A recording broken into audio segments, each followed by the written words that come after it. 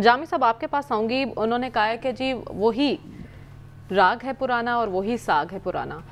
बयानिया पिट चुका है पीटीआई का। आप तो 20 हल्के घूमे हैं, आपने फर्दन सबसे गुफ्तगू भी की है। आपको ऐसा महसूस हुआ कि पीटीआई का बयानिया पिट चुका है या मकबूल हुआ है मज़ीद? नहीं, हमने तो अपने सर्वेज़ में जो देखा, जो सुना, वो आवाम तक पहुंचाने की कोशिश की थी इंतहाई गैर जानिबदार अंदाज में। और उसका सबूत ये है कि अक्रॉस द बोर्ड तमाम बड़ी जमातों ने उसको सराहा और अप्रिशिएट किया, चाहे वो पाकिस्तान तहरीक इंसाफ के अपने ऑफिशियल ट्विटर हैंडल हुई या उनके रहनुमा हूँ मरकज़ी, वो उन सर्वेज़ की तारीफ़ कर रहे थे। और दूसरी जानिब पाकिस्तान मुस्लिम लीग नून की क़यादत भी उन सर्वेज़ को, जो सर्वे उनके हक़ में था, उसे पोस्ट करती हमें दिखाई देती थी।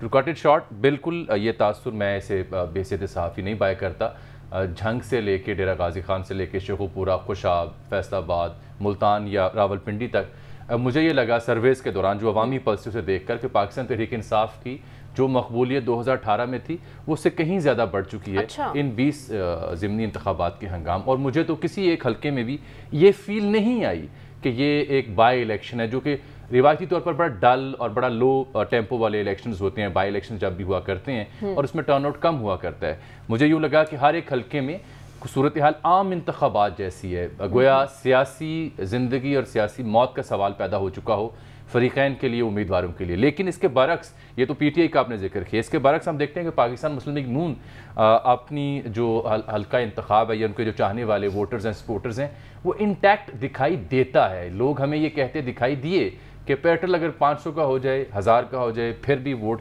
शेर का है। अच्छा। अब इस सिलसिले में सबसे अहम सवाल जो मेरा डॉक्टर साहब के लिए होगा, सलमान गनी साहब के लिए भी होगा, हमने तो सर्वेज में उसका जवाब ढूंढने की कोशिश की, क्या इमरान खान साहब की पॉपुलैरिटी और उनके नैरेटिव और बयानिए के हंगाम, क्या पाकिस्तान मुस्लिम लीग नून का वोटर टूट कर पीटीआई में गया? अगर तो ऐसा हुआ है तो फिर तो ये बहुत बड़ी अचीवमेंट है। या सिर्फ हक़ाइक़ ये हैं कि पाकिस्तान तहरीक इंसाफ का अपना वोटर जो है वो बड़ा है और उस वोटर में इजाफे की वजह यूथ है, जिसके नए कार्ड्स बने, आईडी कार्ड्स, और नया वोट बना है। ये दिलचस्प एक नुक्ता है जिसकी बुनियाद पर हम ये तयन कर सकते हैं कि सूरत हाल क्या रहेगी। अलबत्ता पाकिस्तान मुस्लिम लीग नून को और पीटीआई को कई एक हवालों से एडवांटेज और डिसएडवांटेजेस भी हैं।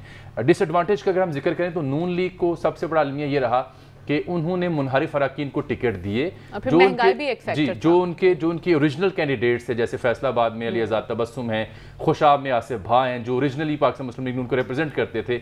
अब वो कंटेस्ट नहीं कर रहे, जिसकी वजह से वोटर सपोर्टर और ये जो मरकजी क़यादत के हामिल लोग हैं, इनके यहाँ उस तरह से जोशो खरोश मुझे देखने को नहीं मिला।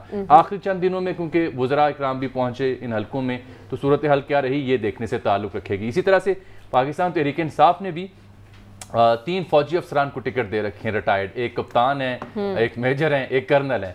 उनमें से जो कर्नल साहब हैं टॉप रैंक वाले पिंडी का, उनकी सिलेक्शन बहुत मुनासिब रही। बाकी दोनों पे मैंने खुद इमरान खान साहब से पूछा, उन्होंने कहा इसके अलावा हमारे पास चॉइस नहीं थी।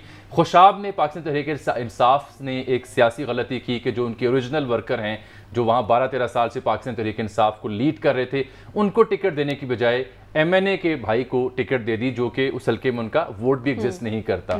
तो इस तरह के मामला देखने को मिले। कॉन्स्टिट्यूंसी हम चलेंगे तो फिर बड़ा डिटेल में जामी आपने बताया हमें।